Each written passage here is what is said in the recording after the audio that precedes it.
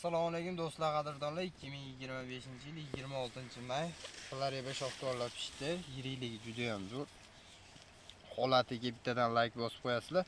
Bog'imizni meva olganda ham, olayotganda ham, ekayotganda ham video qo'yganman. Hosildorlik bo'yicha zo'r. Bilabresga qilmaganimiz bizning eng katta xatoyimiz bo'ldi. Endi keling. Birinchidan mevani kalibri jicha maydalashdi. Mashina olib turingda, men aytgan shoxda o'zi kelaman, yuriyligini tekshirtirgan. Bu asli shoxdoli juda ham katta bo'lib ketish kerak edi. Solgan mevalarga bitta baho berib qo'ydi, juda ham zo'r. Sort Florida tagligi oddiy shoxdoli. To'rga to'rt qilmay keling. Endi abresga qilmagan minus tarafimizni buni bitta ko'ringlar. Mana bizni nimaga olib kelyapti? Daraxtni o'lishiga. Ikkinchidan, mana mevani qaranglar. Buni ko'tarolmaydi. Bu suv ichgan sari meva yiringlashaveradi, og'irlashaveradi. Meva yiringlashaveradi, og'irlashaveradi. O'ttasidan keyin.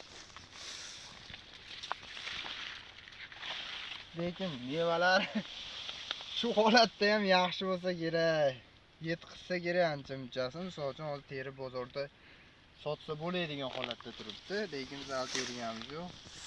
To'kib tashlaymiz deb ancha urindik, vaqt bo'lmay qoldi. Kelavering. Masalan, xatoliklarni qilmanglar. Mana. Ikkinchi minus taraf ketdi. Mana shu 10 kilo shox kelajakka deb qo'yilgan shoxlar ketdi. Abresga qilolmay qoldik.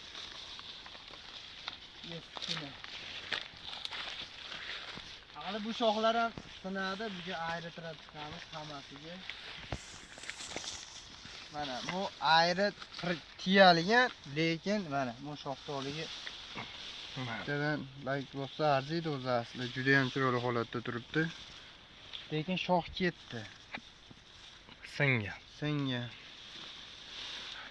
Shoxdolning holati juda ko'p sinibdi. O'ta ko'p sindi. Agar hozirgi uchish turishiga yana bitta suv ochsak, bitta shamol bo'lib bersa hammasini. Oho. Bog' rosa qiynalibdi. Hammasi egilayotdi, lekin mevalari juda ham zo'r. Toqalaymiz dedik.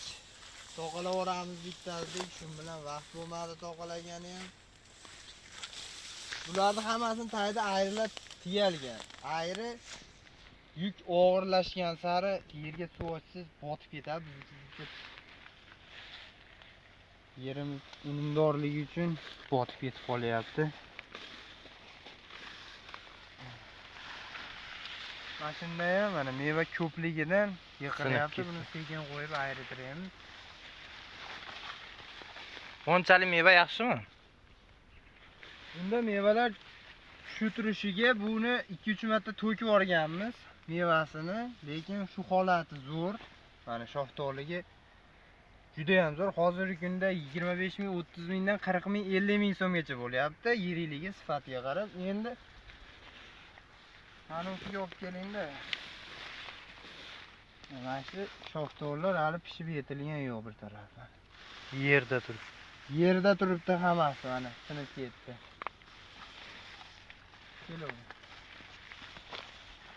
Ha, shunchalik qiladi odamlar, misol uchun abresga qiladi, o'zimiz borib birovlarga qilib beramiz. Lekin masjidga kelganda 17 ni bosaman. Mana yerda ovoz yo'qolib qolyapti. Shunchalikka kelganda shuni sinib yo'qolib ketmoqchi bo'lib turibdi, lekin bugun shuni atayin keldim, shuni shunaqa qilib tiklayman joyiga, ayritirib chiqaman, baylab chiqaman deb. Bunga masjid olganmiz, kelavering.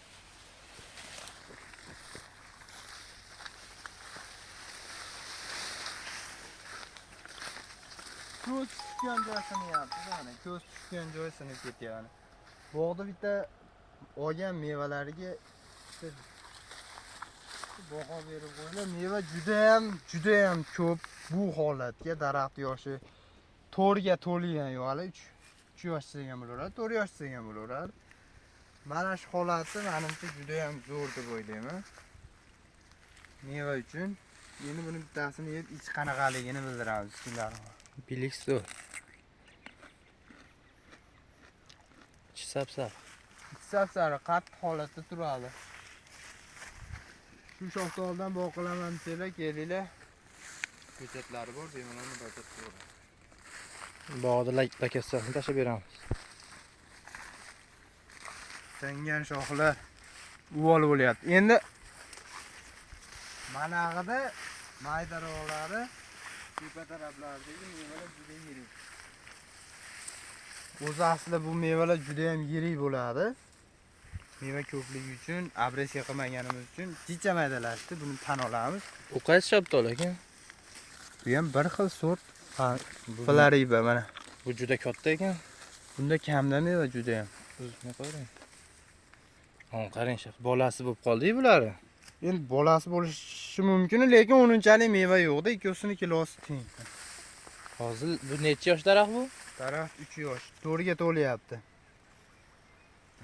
Ana shu. Kalibr endi chiqdi. Kalibr endi chiqadi.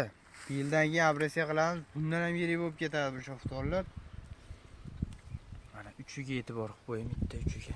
Hali buni terilayotgan jarayonini qo'yib beramiz. Bismillah.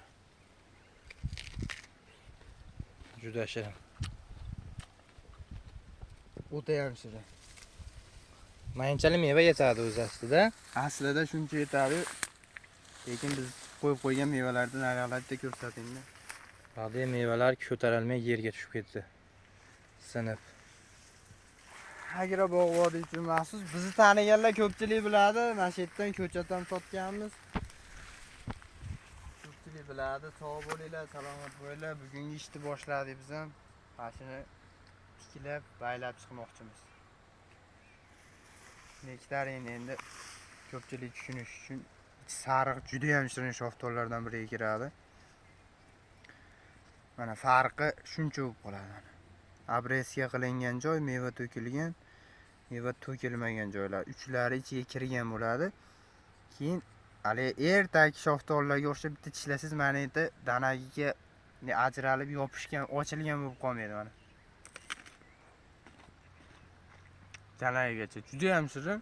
Sog' bo'linglar, salomat bo'linglar. Bizni kuzatib boshida davom etinglar.